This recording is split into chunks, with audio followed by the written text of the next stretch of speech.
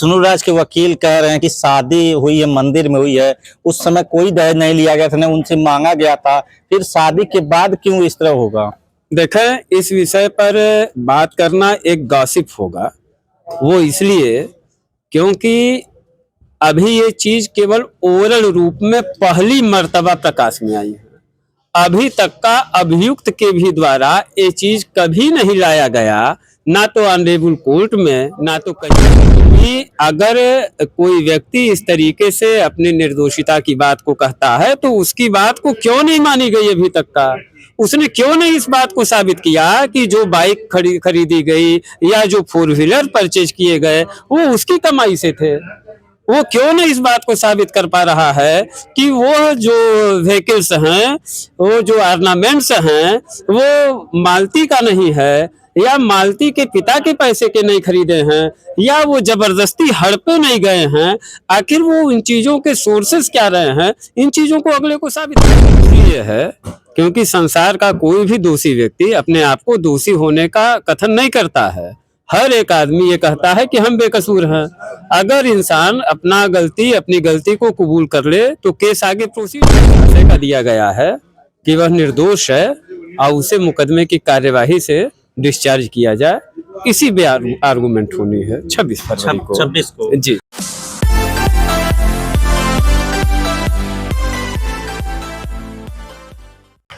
मालती चौहान विष्णुराज का मामला लगातार 3 महीनों से सुर्खियों पर चल रहा है। अभी क्या उसमें अपडेट आया है वो लोगों को जानकारी नहीं हो पा रही है। आज थोड़ी देर पहले आप लोगों को एक वीडियो मिली है जिसमें आज विष्णुराज के वकील आए थे। वो किस प्रकार का आरोप लगा रहे हैं जो मालती चौहान के पिता हैं उनके ऊपर, पुलिस के ऊपर, कि उनके खिलाफ जो है गलत आरोप लगाया गया। उनके क्लाइंट जो विष्णुराज, उनके खिलाफ गलत आरोप लगाया गया है। हमारे साथ मौजूद है आज मालती चौहान के वकील। सर, अभी तक का क्या हुआ मालती मामले में? जैसा कि आप लोगों को विदित ही है, मामले में फर्स्ट इन्फॉर्मेशन रिपोर्ट रजिस्टर हुई, उसके बाद मामले में केस इन्वेस्टिगेट हुआ और देन आफ्टर मामले में चार्जशीट फाइल की गई। चार्जशीट पे ऑनरेबल कोर्ट के द्वारा कॉग्निजेंस लिया जा चुका है और फाइल फर्दर कार्यवाही में आगामी 26 तारीख उसमें फिक्स हुई है। जी। अभी सर क्या जो है 26 तारीख को क्या होने वाला है? अभियुक्त की तरफ से एक प्रार्थना पत्र इस आशय का दिया गया है कि वह निर्दोष है और उसे मुकदमे की कार्यवाही से डिस्चार्ज किया जाए। इसी पे आर्गुमेंट होनी है 26 फरवरी को। 26 को जी। अभी सर जमानत के लिए क्या हो रहा है? यहाँ तो खारिज हो गया है दोनों कोर्टों से, तो हाई कोर्ट से क्या हो रहा है? ऑनरेबल हाई कोर्ट में ऐसी जानकारी मिली है कि ऑनरेबल हाई कोर्ट में अभियुक्त ने बेल के लिए पिटीशन फाइल की है, जिसमें पिछले दिनों कल डेट थी और सुनवाई संभवतः उसमें नहीं हो पाई है। जी। अगली तारीख कब पड़ी है? 12 अप्रैल 2024 ऑनरेबल हाई कोर्ट में डेट फिक्स हुई है। राज के वकील कहते हैं कि जो है वो गलत आरोप लगाया गया है मालती चौहान के पिता द्वारा। उनका कहना उचित ही है।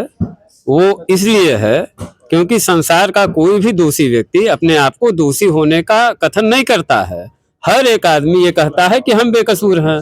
अगर इंसान अपनी गलती को कबूल कर ले तो केस आगे प्रोसीड ही नहीं करेगा।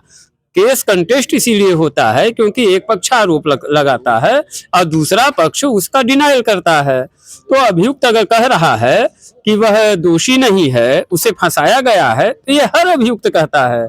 लेकिन सवाल इस चीज का है कि एज स्टेज इस समय भी जो दिवंगत के पिता श्री दीपचंद चौहान ने जो फर्स्ट इन्फॉर्मेशन रिपोर्ट में जो कथन किया है, जो एलिगेशंस लगाए हैं, एक इन्वेस्टिगेटिंग अथॉरिटी ने प्रॉपरली एक पॉइंट टू पॉइंट पे जाकर के गहनता पूर्वक केस को इन्वेस्टिगेट किया है और इन्वेस्टिगेशन में उन बातों की सत्यता को पाया गया है।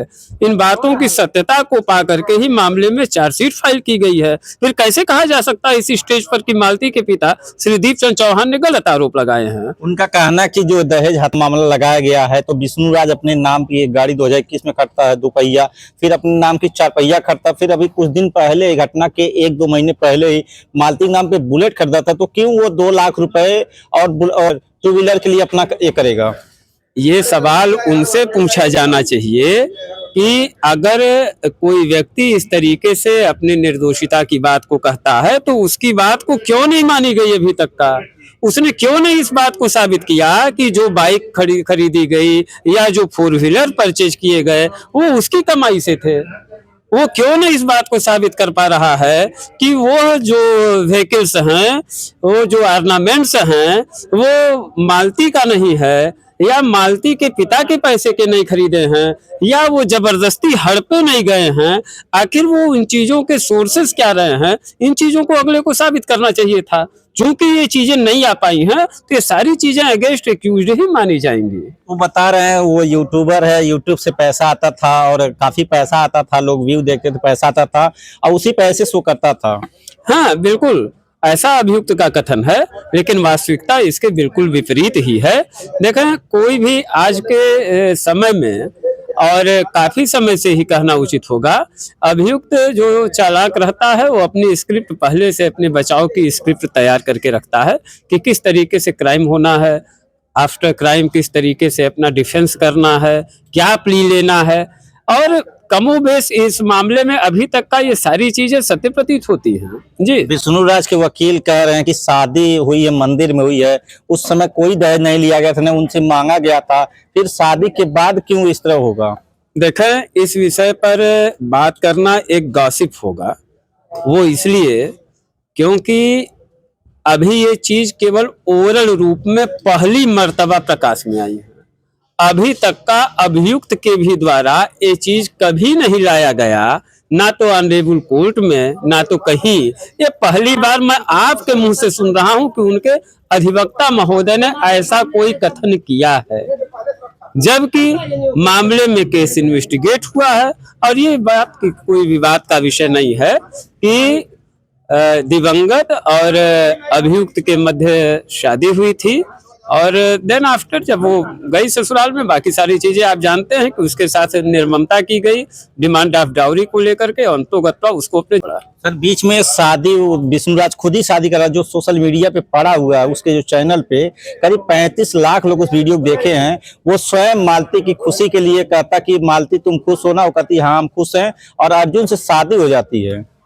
देखें, आपने बताया कि दिवंगत यूट्यूबर थी, आपने बताया अभियुक्त यूट्यूबर है। इस विषय पर जरूर विचार करना चाहिए कि जो कोई नाट्य प्रस्तुति होती है, तो अगर कोई एक्ट्रेस है, कोई एक्टर है, तो वो जितने प्रकार के अभिनय करते हैं तो अपने अपने कैरेक्टर के हिसाब से करते हैं। अगर कोई वीडियो मान लिया गोया ऐसा हुई, तो इस बात का क्या प्रमाण है कि उसने वास्तविक रूप में किया, कि उसका नाट्य रूपांतरण किया गया? हमने शुरू में ही आपको बताया कि जो होशियार अभियुक्त है, अपराध क्रिमिनोलॉजी का एक बृहत्तर रूप ये है कि आज के समय में लोग पहले से ही अपने बचत का रास्ता ढूंढ लेते हैं। सारी स्क्रिप्ट अपने बचने के लिए रची गई होगी। जिसके साथ शादी हुआ है वो भी कहता कि हम उससे शादी किए हैं। यही तो नाट्य रूपांतरण है, वो भी तो एक किरदार है ना उसकी नाट्य मंचिका का। घटना से पहले, एक दिन पहले तक वो कहता था मालती शादी किए हैं और मालती को रखेंगे, अगर मालती नहीं मिलती तो हम लगा लेंगे, लेकिन मालती को छोड़ेंगे नहीं। और उसी के बाद दिवंगत इस दुनिया से चला जाता है। जी, तो निश्चित तौर पर ये सारी चीजें एक एक मोहरे बनाए गए, एक एक किरदार गढ़े गए कि इस तरीके से जब घटना होगी तो ये प्ली लिया जाएगा। आज के वकील का भी यही कहना है कि उसमें जो है दूसरी FIR दी जाती है, दूसरा तहरीर मालती के पिताजी द्वारा दी जाती है कि उसमें अर्जुन वर्मा और विष्णु राज और राधिका ये लोग दोषी हैं। देखा, उनको अपने गम को दूर करने की दवा लेने की जरूरत है। अपना दर्द कैसे दूर हो इसकी दवा करने की जरूरत है, बनिस्पत इसके कि अगला बीमार क्यों नहीं है। तो उनके ऊपर जो एलिगेशन लगाए गए थे इस स्टेज पर, अभी तक का वो एलिगेशंस बिल्कुल सत्य पाए गए हैं। उन्हें अपने मामले की पैरवी ज्यादा शिद्दत से करनी चाहिए। उनका कहना कि अंतिम समय तक जो है वो कॉल रिकॉर्डिंग नहीं शामिल किए गए तहरीर में, जिसमें मालती के घटना के पहले तक उसमें आया, अर्जुन वर्मा का आया, उसको नहीं शामिल किया गया। विवेचना एक तरफा हुई है। सवाल इस चीज का है कि अगर उन्होंने इस चीज को कहा है तो उन्होंने इसके लिए किया क्या? ना तो इन्वेस्टिगेटिंग अथॉरिटी के सामने ऐसा कोई पेपर प्रस्तुत किया गया अभियुक्त की तरफ से, ना तो ऑनरेबल कोर्ट में किया गया। तो गोया कल्पना आप करते रहो, उससे कुछ होने वाला नहीं है। तो अभी सर क्या होगा, 26 तारीख आ गई है, उस दिन क्या होने वाला है? उस दिन सुनवाई होगी मामले में। जो एप्लीकेशन एक्यूज की तरफ से डिस्चार्ज एप्लीकेशन दिया गया है उस पर हियरिंग होनी है। अगर यहाँ से यहाँ से बेल खारिज हो जाता, हाई कोर्ट गया, तो हाई कोर्ट अगली तारीख को किस बेस पे वहां पे बेल हो सकती, नहीं हो सकती है? कुछ कहना मुनासिब नहीं होगा, क्योंकि दोनों पक्ष अपनी अपनी तर्क रखेंगे और उसके बाद ऑनरेबल कोर्ट इस बात को तय करेगी जी। तो देखिए, ये मालती चौहान के वकील हैं, किस प्रकार कह रहे हैं कि जो विष्णुराज के वकील बताए हैं वो पूरी तरीके से कह रहे हैं इनका कि कोई भी जो मुल्जिम होता है वो कभी नहीं कहता कि हमने दोषी किया, हमने गलत किया है, इसलिए वो सब जो है जो भी उनको करना होगा कोर्ट में करेंगे और उस पर देखा जाएगा।